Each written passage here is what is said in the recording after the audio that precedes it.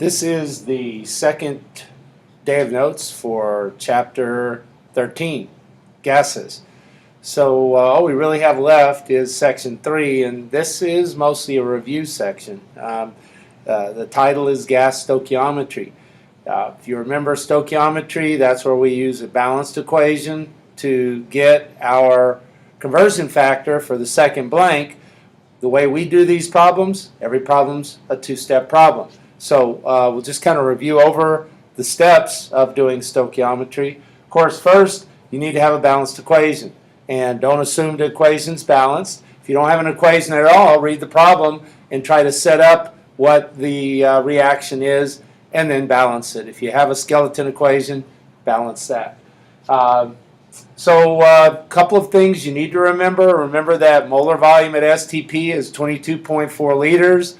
So if we have a balanced equation and there's 2 moles of a gas, well, that's 44.8 liters.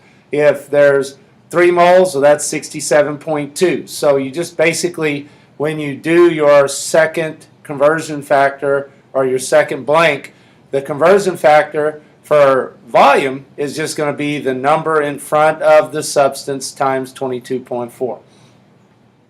Always write your unknown and known. And if you want to shortcut and just circle them and label it K and UK, that's all right with me. You're going to draw 3 blanks, so it'll be blank X blank equal blank. The last blank's your answer. Again, balance the equation. You're going to write the known, and if you've written the known, writing it over over 1 in the first blank is no different. It's no more difficult, and that's the next step. Always write the known, number, and unit over 1 in the first blank. You're going to cover that number and drag those units to the second denominator. The second numerator, the top on the second blank, is going to be your unknown units. And if you can get in that habit of doing that same thing every time, dimensional analysis will be one of the easiest things you have in chemistry. So once we get through, now we're going to have 2 units in our second blank, and we need to decide what the numbers are for that conversion factor. Well, where do we get our numbers for our conversion factors in stoichiometry? From the balanced equation. So we're going to go over to the balanced equation, and let's say, for instance, that we were producing water. So O2 plus 2H2 yields 2H2O. You look at the numbers in front, and that will help you decide what values you're going to put in that second blank. Let's finish this up and we'll do an example. The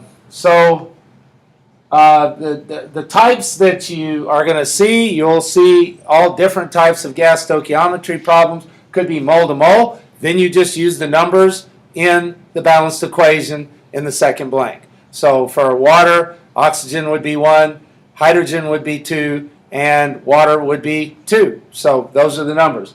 For mole volume, for the mole part, if you're doing moles of something, you just use the number in the equation. For volume, you're going to multiply the moles times 22.4. For volume mass, again, volume is just the number in front times 22.4. For mass, this is different now. For any time you're including a mass from a balanced equation, you're going to draw a bubble around it and figure out how much the bubble weighs.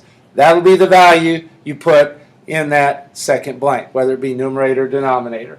And we will do an example problem now. So on this third page of the notes, it says how many liters of gaseous water are produced when 80 liters of oxygen are reacted with excess hydrogen. If you didn't have a balanced equation, look at the problem, and it says that we are producing water, that's the product, and we're adding hydrogen to oxygen. Of course, hydrogen and oxygen are both diatomic, so that's H2 and O2.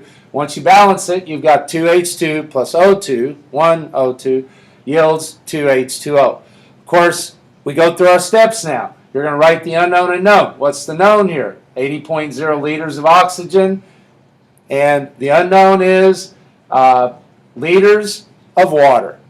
So go through the steps that we just did on the last slide. You're going to set this up, and it's set up there. Known over 1, cover the number, drag liters of O2 down to the bottom, write your unknown, which is liters of H2O, in the numerator on the second blank and in the answer, and then you're going to go fill in the numbers. So where do we get the values for our conversion factor? Well, it's liters of H2O, so we go up to our balanced equation. There's 2 moles of H2O. 2 times 22.4 is 44.8.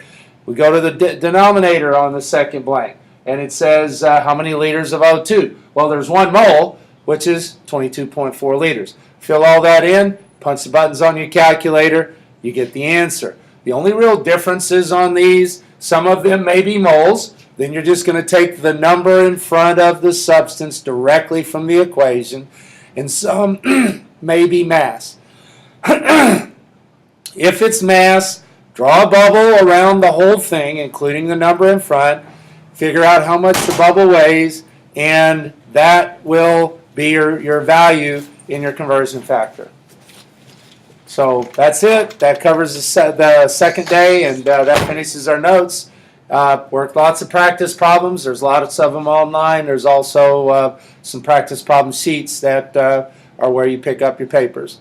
Good luck.